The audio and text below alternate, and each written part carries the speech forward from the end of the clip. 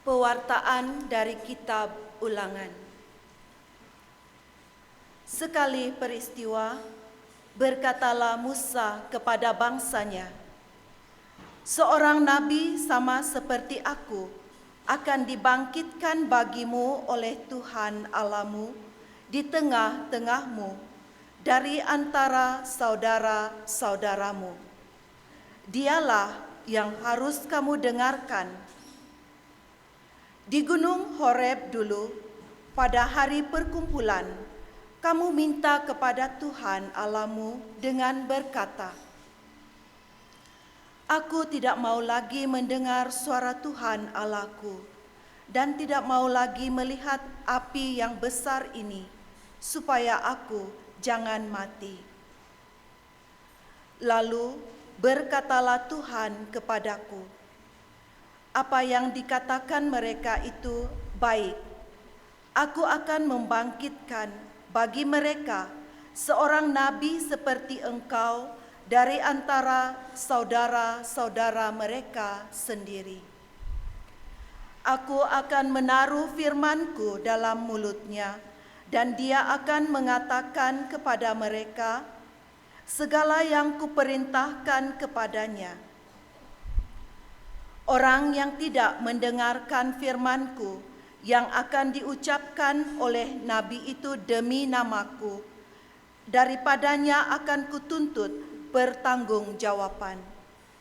Tetapi seorang nabi yang berani mengucapkan demi nama-Ku perkataan yang tidak Kuperintahkan, atau yang berkata demi Allah lain, nabi seperti itu harus mati.'" Sabda Tuhan. Syukur kepada Allah. Pada hari ini, kalau kamu mendengar suara Tuhan, janganlah bertegar hati. Pada hari ini, kalau kamu mendengarkan suara Tuhan, janganlah bertegar hati.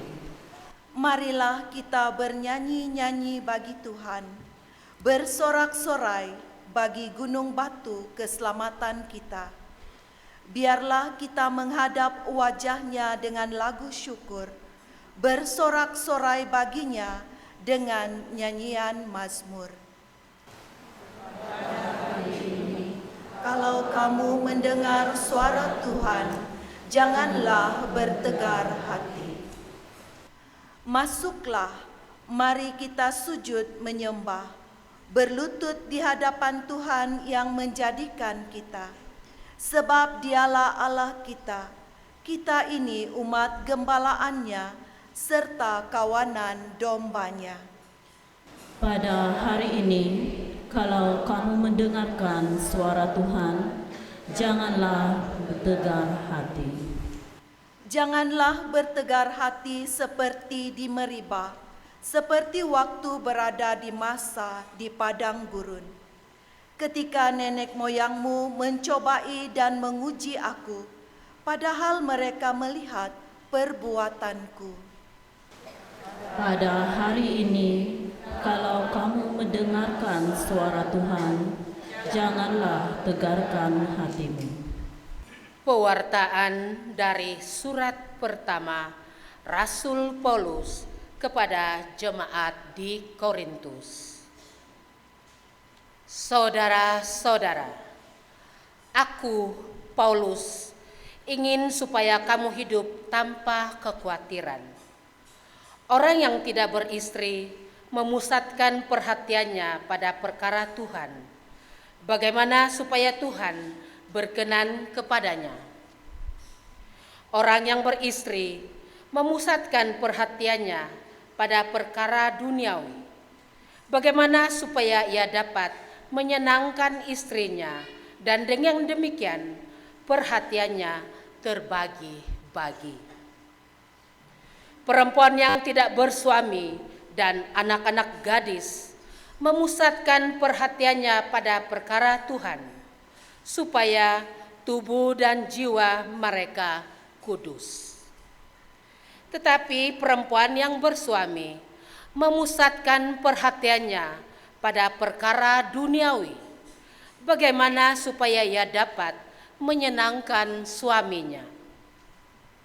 Semuanya ini kukatakan untuk kepentingan kamu sendiri, bukan untuk menghalang-halangi kamu dalam kebebasanmu, tetapi sebaliknya supaya kamu melakukan apa yang benar dan baik dan melayani Tuhan tanpa gangguan. Sabda Tuhan. Syukur kepada Allah.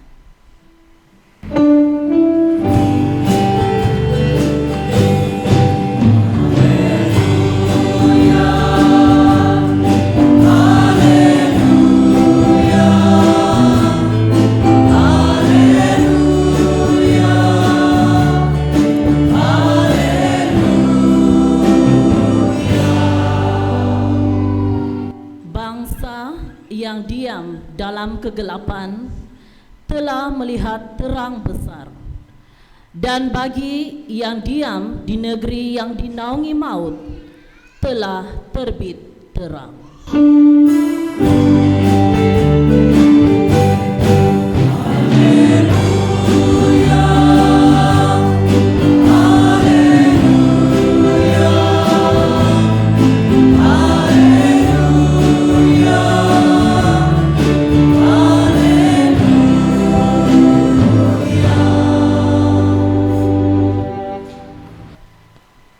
Tuhan bersamamu. Dan bersama rohmu. Inilah Injil suci menurut Markus. Dimuliakanlah Tuhan.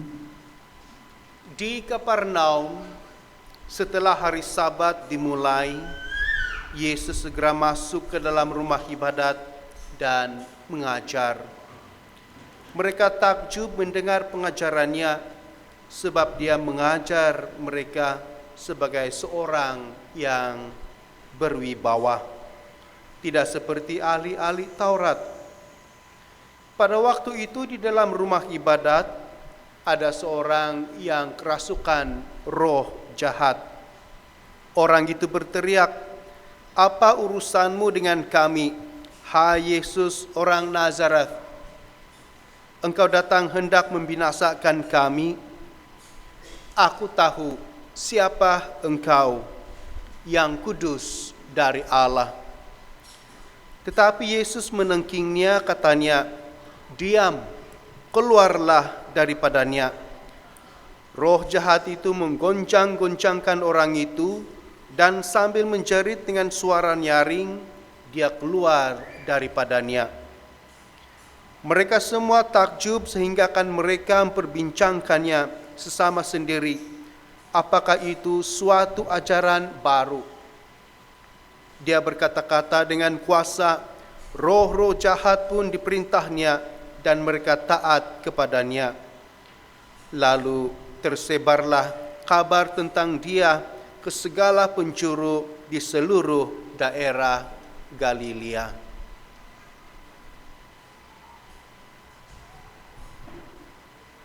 Injil Tuhan.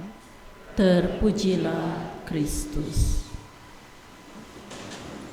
Saudara-saudari, khususnya kepada para katekis pembimbing, saya benar-benar mengasihi dan menyayangi kamu. Saya benar-benar mengasihi dan menyayangi kamu. Karena peranan dan tanggung jawab yang kamu pikul, yang kamu ambil dengan penuh keterbukaan hati, tanpa melihat ganjaran ataupun imbalan. Saya mengasihi dan menyayangi kamu. Karena pertama-tama Tuhan Yesus mengasihi dan menyayangi kamu. Kamu tidak akan melakukan pelayanan yang ada pada kamu saat ini kalau kamu tidak terbuka hati, dan tidak mahu melayani Tuhan. Tetapi oleh karena panggilan Tuhan yang begitu kuat dalam diri kamu, dalam kehidupan kamu, sehingga kamu mahu melakukan sesuatu, bukan sahaja untuk memperkembangkan kerajaan Allah, tetapi juga ungkapan iman dan cinta kasih kamu kepada Tuhan Yesus melalui pelayanan kamu yang murni. Panggilan Tuhan yang ada pada kamu mengkhusus kepada panggilan sebagai seorang katekis pembimbing, yang merupakan suatu panggilan di mana kamu merealisasikan apa yang telah kita perolehi sewaktu kita menerima pembaptisan, yaitu kita melakukan 3 fungsi utama kepribadian Yesus: menjadi seorang raja, menjadi seorang nabi, dan menjadi seorang guru. Dan saat ini kepada para katekis pembimbing, telah sekian lama kamu melayani, menjadi seorang nabi dan menjadi seorang guru, dan kamu memperolehi kuasa dan kewibawaan itu melalui Yesus Kristus, karena dialah satu-satunya tujuan matlamat dalam pelayanan kita. Tidak mengira Bapak Uskup, para padri, para religius, para katekis, pemimpin ibadat, pelayan-pelayan awam, dan kamu semuanya. Yang menjadi keutamaan kita ialah Yesus Kristus. Kadang-kadang kita dibelenggu dengan pertanyaan dan persoalan. Salah satunya seperti ini: bila orang mengatakan, saya tidak percaya dengan Tuhan Yesus. Mungkin banyak di antara kita di sini yang mengalami pertanyaan persoalan itu. Dan bukan sahaja mereka yang telah menjadi bimbingan kamu, sudah dibaptis, menerima penguatan, tetapi akhirnya tidak dapat menerima hakikat ataupun hilang pengharapan dan iman oleh karena gangguan-gangguan tertentu. Jadi suatu cerita ini, suatu perkara yang terjadi. Seorang tukang gunting, barber, dia seorang menggunting seseorang itu, dan tiba-tiba dia melampiaskan kata-katanya bahwa Tuhan itu tidak wujud, Tuhan itu tidak ada. Jadi seorang yang duduk itu, yang sedang digunting itu, dia bertanya, kenapa kamu tidak percaya dengan Tuhan? Kalau ada Tuhan dan kalau Allah itu sungguh-sungguh berkuasa, kenapa ada kejahatan di dunia? Kenapa ada peperangan? Kenapa ada penghapusan etnik-etnik ataupun kumpulan-kumpulan orang-orang tertentu? Kenapa ada peperangan, kebuluran, penyiksaan, dan juga pengagihan kuasa yang tidak teratur? Dan kalau ada Tuhan dan sungguh berkuasa, kenapa ada kematian? Jadi memang sukar untuk mau menjawab soalan ini kalau seseorang itu sudah dihimpit dengan ketidakpercayaan dan juga hilang fokus dalam hidup. Dan sesudah selesai yang digunting itu, kemudian dia keluar dan dia melihat ada seorang lelaki yang berambut panjang di luar kedai itu. Dan dia masuk dan dia tanya kembali yang menggunting dia itu. Dia kata, saya tidak percaya di dunia ini ada tukang gunting.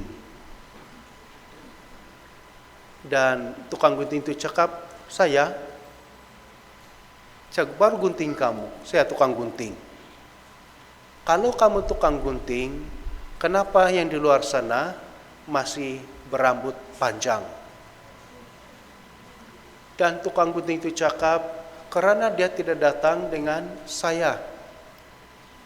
Demikian juga dikatakan, kalau kita tidak datang kepada Tuhan, bagaimana kita mau mengenal Tuhan?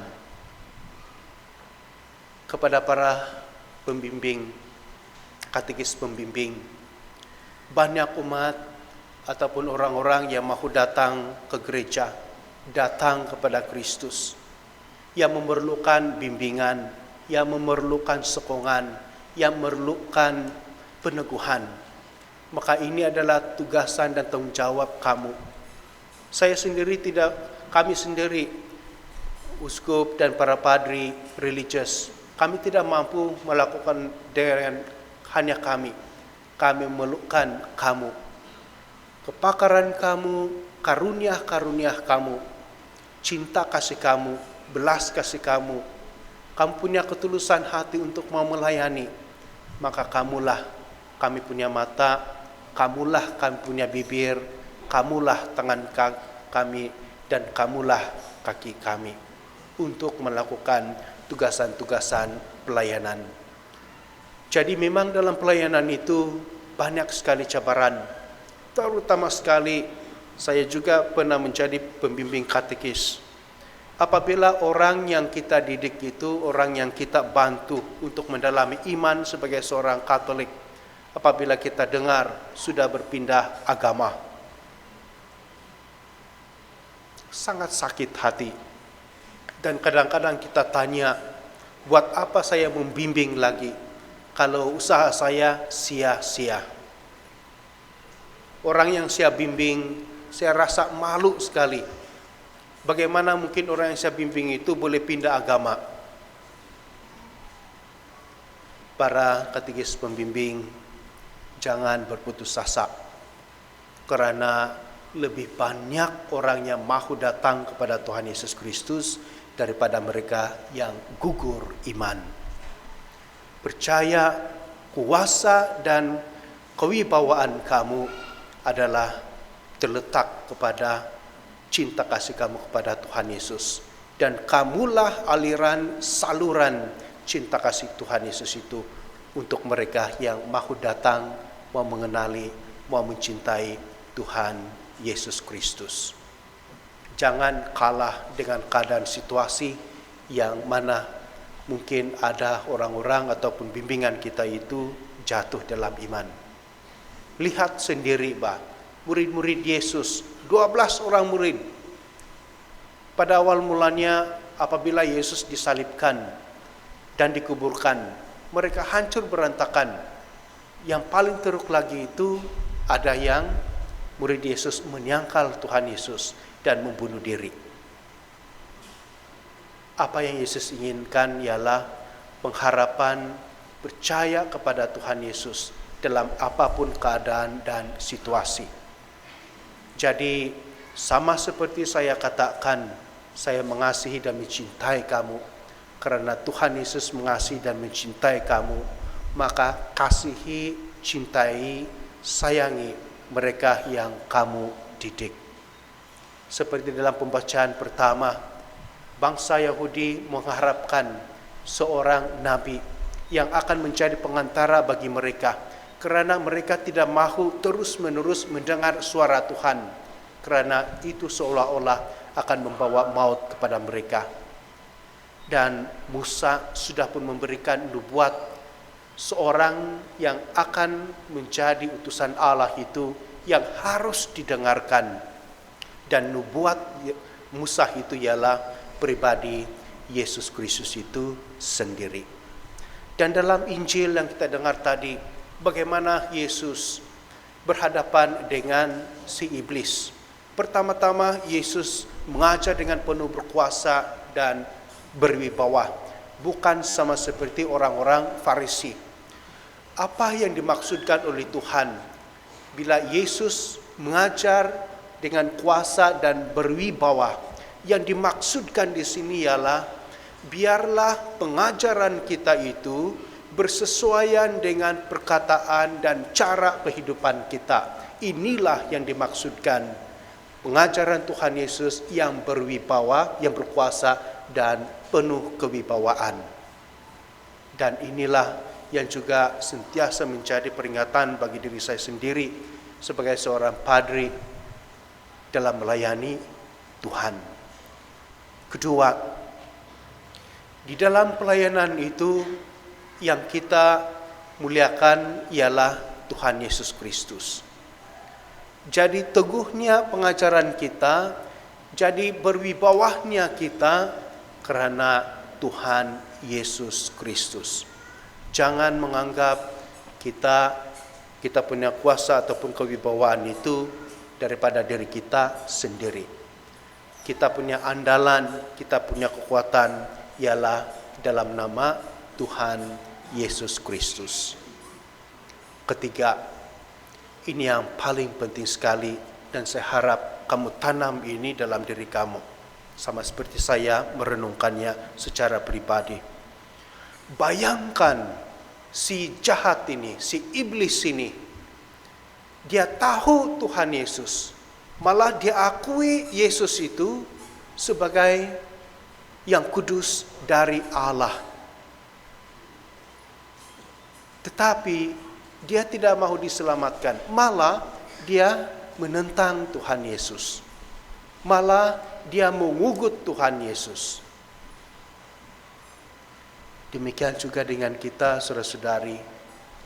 Kadang-kadang pelayanan kita itu untuk Tuhan, tetapi kuasa si jahat itu akan sentiasa mahu membelenggu kita supaya pelayanan kita itu jatuh.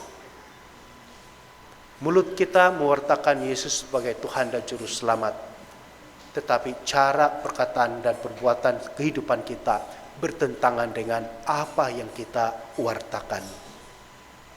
Dan inilah yang Yesus mahu, supaya biarlah pengakuan iman kita Yesus sebagai Tuhan dan Juru Selamat sesuai dengan iman kita, cara perkataan kita dan kehidupan kita. Dan yang terakhir sekali, di dalam pelayanan kita ini bukan hanya khusus kepada uskup, padri dan religius, tetapi khusus untuk semua, sama ada kau berkawinkah ataupun tidak. Kamu menentukan hidup kamu, tapi pelayanan kamu kepada Tuhan itu adalah panggilan istimewa. Inilah yang diajarkan oleh Paulus dalam pewartaan yang kedua tadi. Tuhan memanggil tanpa memilih, sama ada sudah berkeluarga ataupun belum. Inilah ajaran Paulus ataupun doktrin di mana pelayan itu bukan hanya khusus kepada religius, tetapi secara umum. Jadi untuk peneguhan bagi kamu para katekis pembimbing, satu, biarlah doa kamu itu teguh, kuat. Berdoa sebelum dan sesudah kamu melayani. Kalau boleh-boleh berdoa bersama dengan bimbingan kamu. Kedua, saat teduh, ambil kesempatan untuk datang berdoa sendirian di dalam saat teduh. Kesempatan-kesempatan yang ada pada kamu, ambil masa, ambil peluang. Ketiga, jangan lalai menguduskan hari Tuhan. Kamu adalah mata, kamu adalah teladan bagi mereka yang kamu bimbing.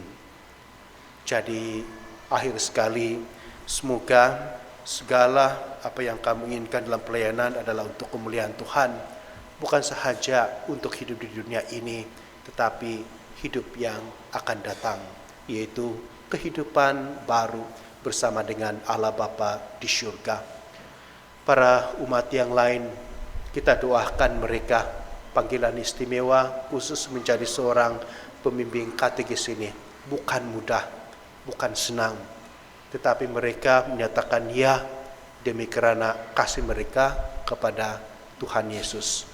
Jadi bagi kamu nanti yang ada rasa terpanggil, jangan menutupinya dengan hati kurang percaya, kurang yakin dengan diri, tapi percaya dengan bimbingan kuasa Roh Kudus Tuhan.